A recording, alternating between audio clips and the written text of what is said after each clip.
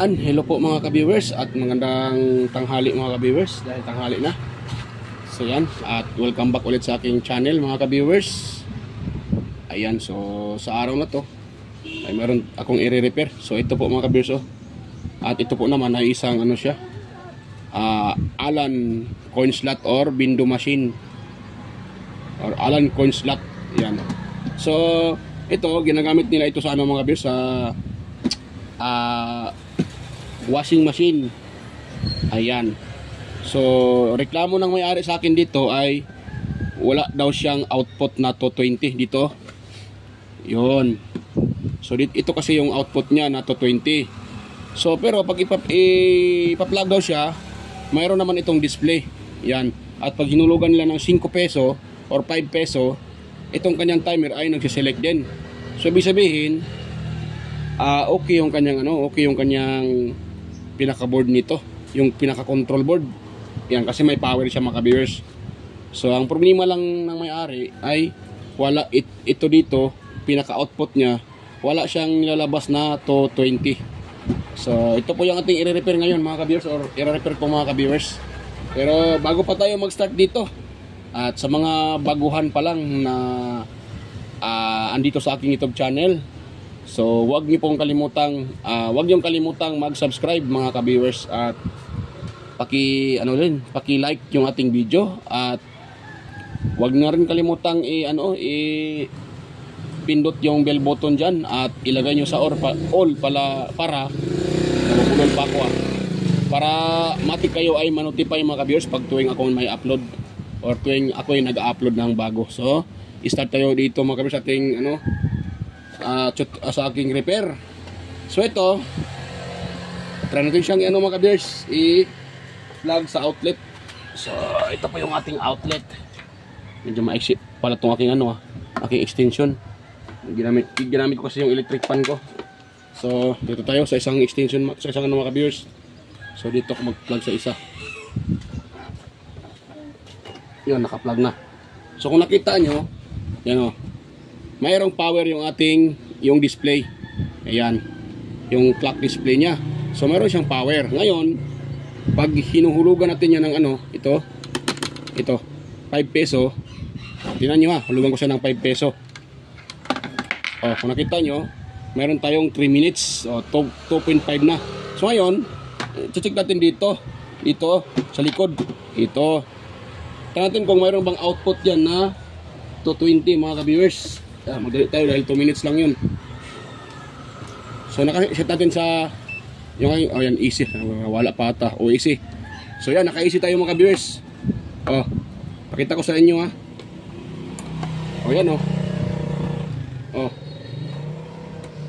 yan.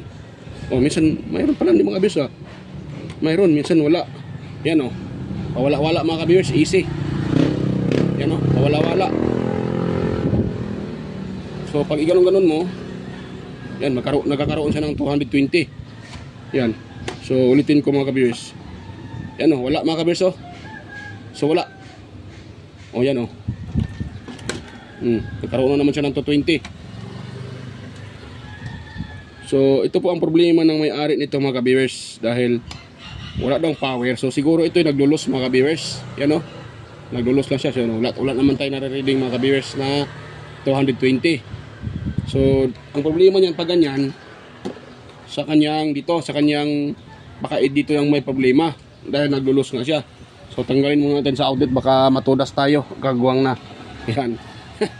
Kailangan nating baklasin yan para hindi tayo matudas dyan. So ito mga ka-viewers, pag yung sa mga mayroong ganito mayroong mga ganito o sa mga baguhan parang katulad ko na nagre-repair, ako naman hindi naman talaga ako magaling dito mga ka-viewers baka isipin nyo tayo ay nagmamagaling. So hindi po tayo nagmamagaling mga ka-viewers.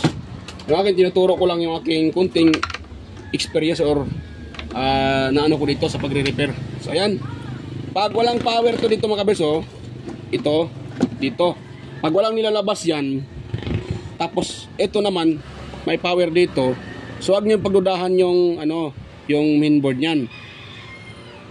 So minsan kasi wala ang problema sa mainboard, kaya siya walang output dito sa 220. Ito kasi yung mga ganito, may relay yan. Pakita ko sa inyo Yan oh. Oh, yan oh. Ito po ang ibig ko sabihin mga kabiyers oh. Ayan. Ito yung pinaka mainboard niyan. Yan. So galing sa yan, may transformer yan eh, you know. 12 volts yan. So sa transformer na yan, dadaan yan dito sa, you know, sa apat na bridge type diode na yan oh. You know, nakita niyo no? Oh, bridge type. Yan, tapos mayroon siyang filter capacitor. So dadaan yan diyan mga kabiyers at bago mag-forward dito sa kanyang ito sa MOSFET na to. At saka sa kanyang yung kanyang main IC. Yan.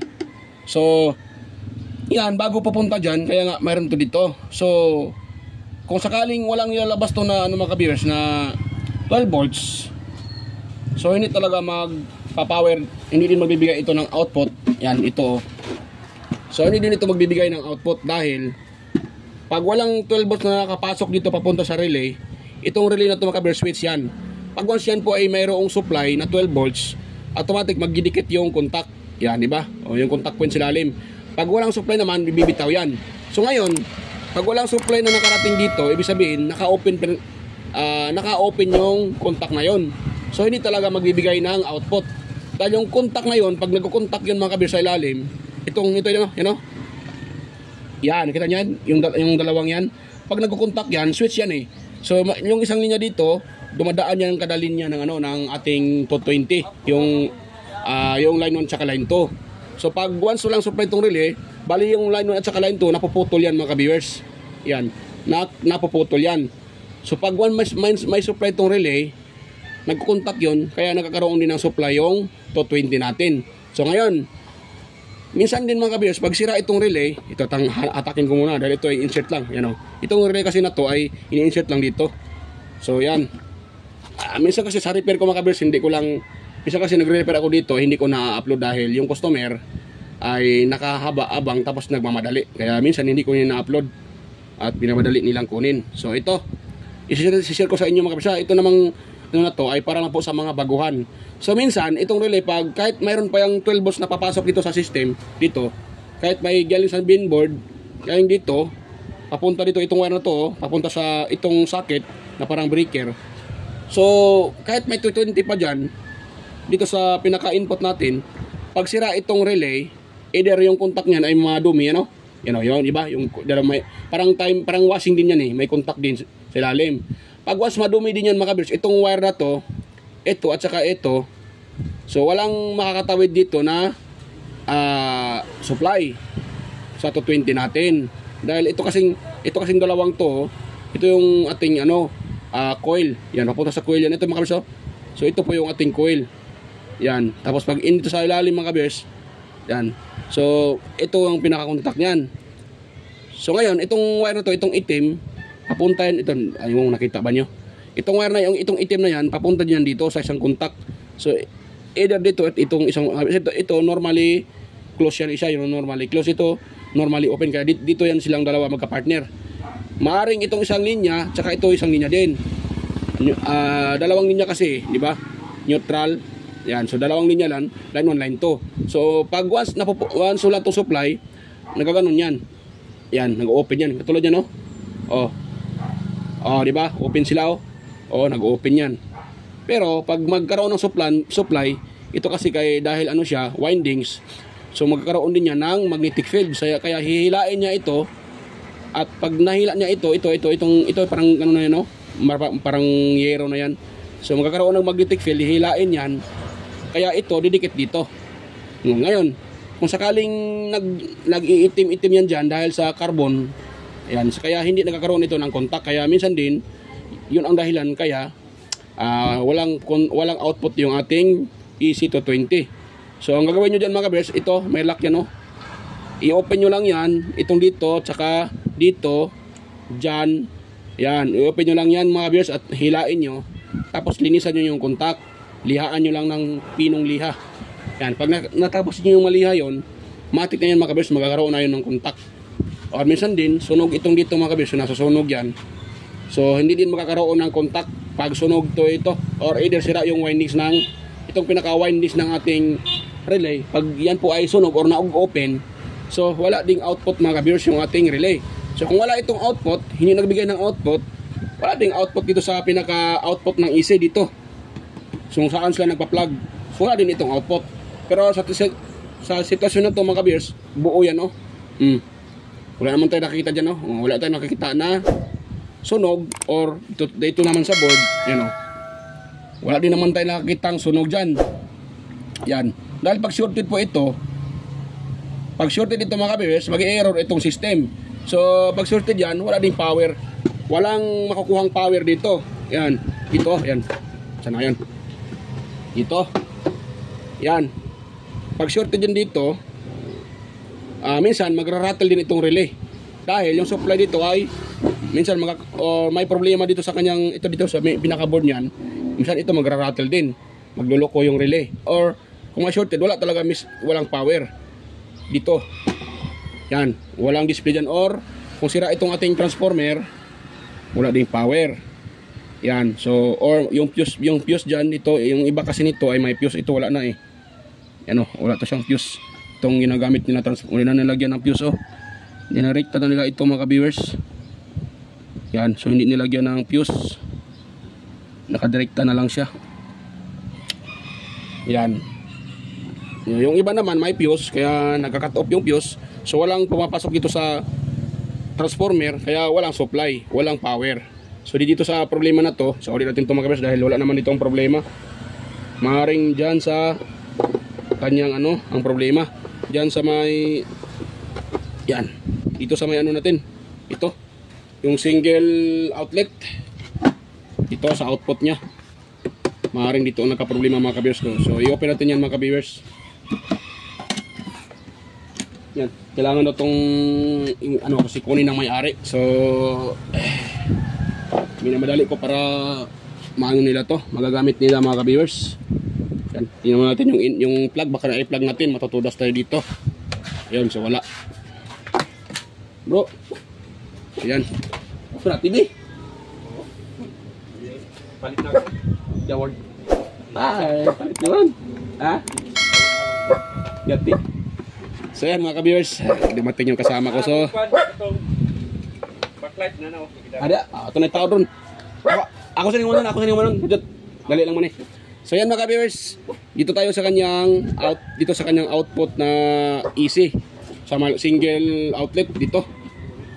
Yun. So tingnan natin dito kung saan yung naglulos. O yan. O yan mga ka-viewers, nakita ko na mga ka-viewers ang problema. Yan o. Oh. Yan, hindi pala kita. Yan, o di ba? Natanggal sa pagkaano. Kasi maiksi yung nilagay. Dapat hinabaan to konti mga ka-viewers para pag sa magagalaw-galaw yan, hindi mahahatak. Nako. Maiksi yung pagkaano maiksi yung pagkalagay. Kaya siguro ito kaya siya walang power ito. Walang output. Yan, try ko muna siyang hatakin mga ka-viewers. Yun, nahatak ko na siya. Saan to banda? Maiksi ang pagkaano. Ito mga ka-viewers iupo ko dito. So ito minsan mga ka-viewers, pag tingin natin dito, pag natingnan na natin, wala namang sunog sa ilalim sa window machine nyo. So tingnan natin yung wirings. Minsan magkakaproblema sa wirings. Yan, so na yun. Yun. Yun.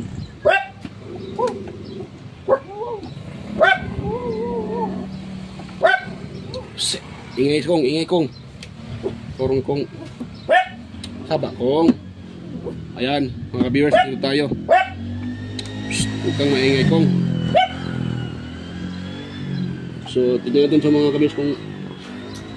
Yan, tignan natin dito kung. Ayun, mahaba na siya. So ito ay atin lang balatan. Haba natin konti mga viewers. So yun na.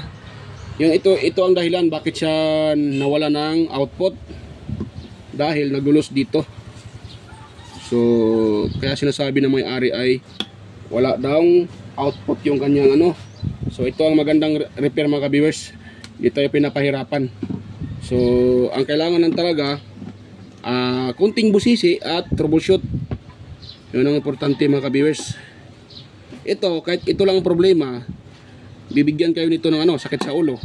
Pag wala kayong tester at hindi kayo sanay sa mag-analyze kung saan yung problema.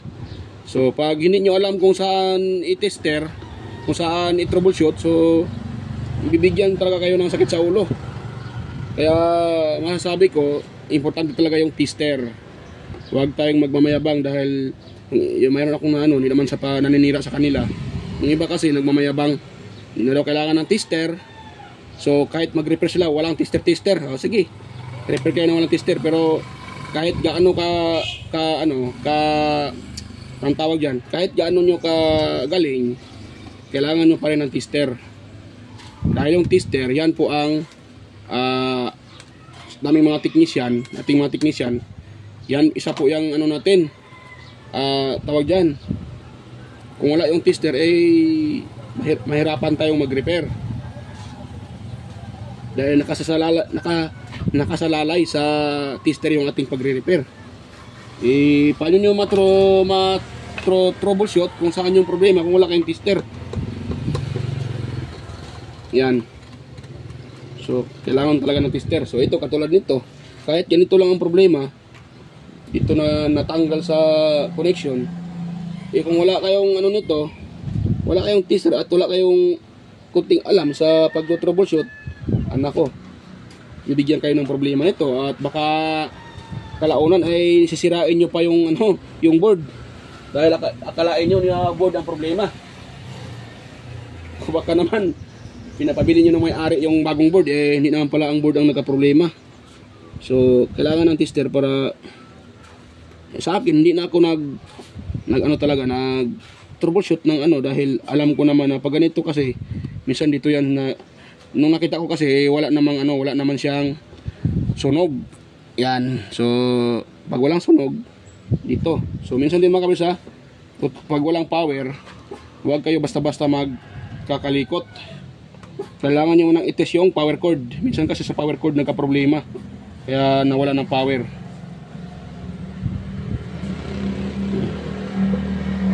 Yan. Ito lang itong higpitan mga ka-viewers. Yun. Tsaka itong isa. Yun. Yan, mahigpit na siya mga ka-viewers. Mahigpit na mahigpit. Yan.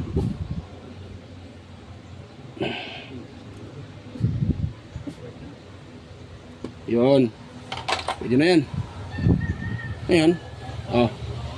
Naano ko na siya ng maigi. Nailak ko na siya ng maigi. So, try natin isa uli itong mga ka-viewers. Itong kanyang takip. So, dito lang talaga nagka-problema. Kaya walang power. So, pinapakita ko lang sa inyo yung mga posibleng sira pag ganito ang problema na may power naman yung yung display niya. Pero walang nilalabas na 220. So yung relay nito mga kabers, yung sinasabi ko minsan din nagka-problema sa relay. Kung walang input na 220, walang pumapasok na 12 volts sa relay, so maaring walang output din ito dahil yung relay kasi switch yan. Pag yan po ay na-supplyan ng 12 volts, nag-o-on yan. Yan. Ito yung pinapakita ko kanina. Pag yan naman po ay walang supply, so hindi siya mag-o-on. So pag once hindi mag-o-on, hindi makakatawid yung 220 doon sa paa ng relay dahil hindi siya nagkukontak. So wala. Or kung sira din yung windings ng relay, yun din, hindi din nagbibigay ng 220 output yun. So i-plug natin mga ka-viewers. Sana okay na to. Yan, so kunin ko muna yung kanyang ito pala yung pera. Yan. So ngayon, ito, i-plug ko muna pala itong yung electric fan sa labas. Yan. Ito mga ka-viewers, pakita ko sa inyo.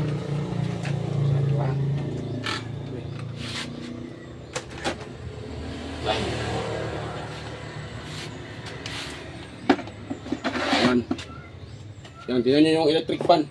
Yung electric fan na yan ay sa yan, sa customer, hindi kinuha. Dinala sa akin dito, hindi kinuha. Okay na naman yan. Kaso hindi kinuha. Hit lang. I-open na natin para maano yung kasi lumagpasok tayo, baka biglang mag-off yan yung dahil natapos na yung timer. Mag-ano tayo ulit.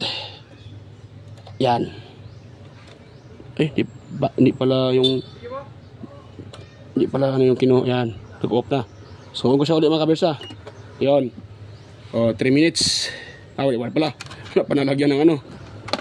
Ayun, may 3 minutes na. So, na ngayon, ipaplug natin itong ano, itong electric pan. Tingnan nyo ah. O, yan. Umiikot na yung electric pan. Ayan mga ka-beers, oh.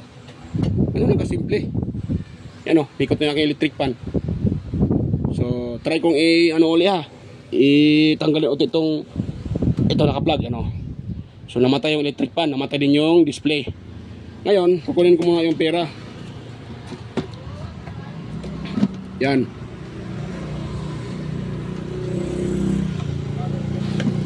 Yan. So, ngayon, ipa-plug ko ito ulit. Ito. So, na yun. Ito, yung plug niya. Tingnan nyo, mag-on yung ano. Yan, nag-on siya. Yan. Nag-on. Oh, pero wala pang counting yan dahil pag once kasi yung sensor matamaan ng ito, ma-detect niya yung pera. So, yung system magbibigay ng ano, ng sinyas. So, mayroon siyang 12 volts papunta doon sa relay. Magkakaroon ng 12 volts papuntang relay. Kaya, yung relay naman, mag-on yun. Mag-didikit. Kaya, magkakaroon ng output itong ating 220. Yan. Ano ko siya? Yan. Yan o. Mandar ka agad. O, diba? So, patapusin na natin yung timer. Yan. O, ano nang kadali mga ka-viewers. Ang pag-repair ng ganito. So, hindi naman kailangan ng complicated talaga na pagre-repair. Pag ganito na mayroon siyang power, may display, pero walang ilalabas na voltahe na 220 papunta doon sa ating output. So, kaya yung tingnan yung wirings or yon yung relay. Yan ang tingnan nyo mga ka-viewers. Yan. Dahil wag nyo nang paghihalaan itong pinaka-supply dito, pinaka-mainboard, dahil meron naman nalabas na 12 volts, nagpa-power nga dito. So, yun lang. Yan. So, ito mga ka-viewers, kunting palala lang, hindi po ito para sa mga master natin dyan. Ito pong video na to ay para lang po sa mga baguhan, sa mga gustong matuto sa pagre-repair. Yan. So, yan mga ka-viewers, meron na tayong output na yan, 220. Ayun. So, problema lang naman ito, sabi ng customer, walang output itong AC supply. Yan. So, ngayon, ina natin siya mga ka-viewers, yung kanyang ano, ina natin yung ano, kung mamatay ba yung electric pan. Dapat mamamatay yan. Kasi pag nag-off na yung ating ano, nag-off na yung ating timer, tapos hindi pa rin namamatay yung output, ay ibig sabihin may problema yung system mga ka-viewers. Pag ganon. Yun, hintayin natin na mag-off yung mag-off itong timer. Yan, 1 minute na lang siya. 1 minute. Ayun. Yan, seconds na lang. Seconds. Mag-alarm yan. Yan na. Katapos ng yan, mag-alarm yan. Pag ano na lang. Seconds na lang. Yan na. Ayun. O, nag-alarm na. Ibig sabihin, lapit na siyang mag-off. Yan. Lapit na mag-off mga ka-viewers. Tayo na natin na mag-off yan. Para manon natin na okay na yan. Para manon natin na wala nang ibang problema. Yan, 37 seconds, 36, 54, 53. Yun. Ayun mga ka-viewers. Okay. Lapit na mag-off. 23, 22, 21, 20, 19, 18, 17, 16, 15, 14, 13, 12. Lapit na mga ka-viewers.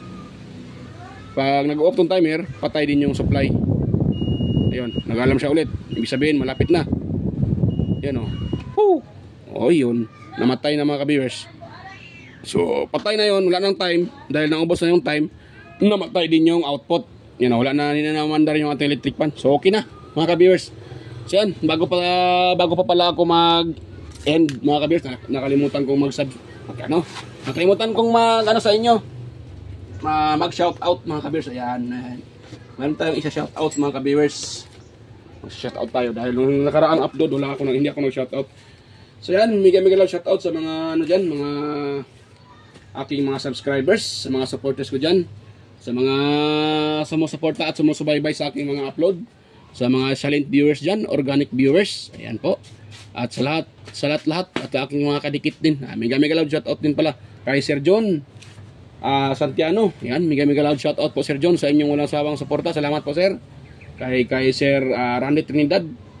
at kay Sir Alex Paroni. Yan, salamat sir. Magalang shoutout sa iyo sir. Salamat sa walang sawang suporta. At kay Sir Florindo Isidro, yan. Sir John Mercado Jr., Sir Manuel Madocon, Sir Ferdinand Lopez at sa kanyang dalawang anak at sa kanyang asawa.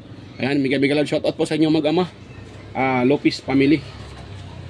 At kay Inmar Dison, Sir Edgardo Jr. Dato Talavera, Sir Edgar Macam, ayan, Visit TV Busto Bandikilyo, si Sir Ferdi Ronquillo, Emerald Quillosa, Cesar Prestado, Anastasio Certisa, ayan, Sir Anastasio Certisa, magalang shoutout po sir at salamat po sa inyong suporta. Sir Darmin, ayan, Sir Chris Legitimas, ayan, magalang shoutout po Sir Chris Legitimas. Ito sa Sir Chris, ayan na to marunong tong ano ba yan, tawag dyan? Yung ano nang nagtatahi ng mga damit. Ayan, sastrero, patawag dyan. Si Sir Wild Boys, ayan, Lincoln Rinan. Magalang shoutout po, Idol Wild Boys Lincoln Rinan.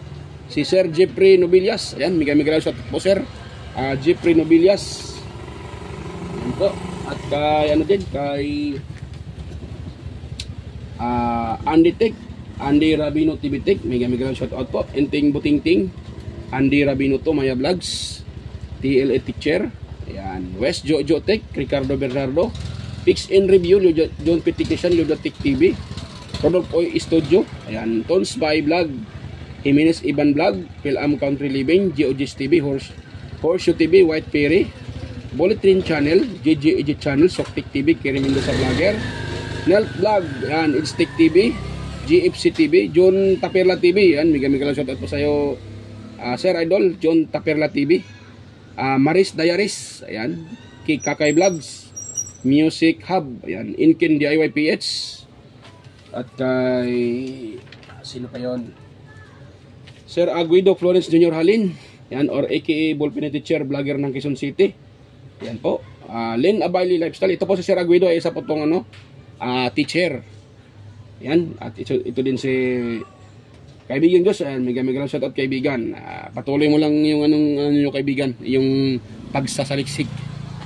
At ayan, patuloy din pong pag-study nyo kaibigan. O ayan, kay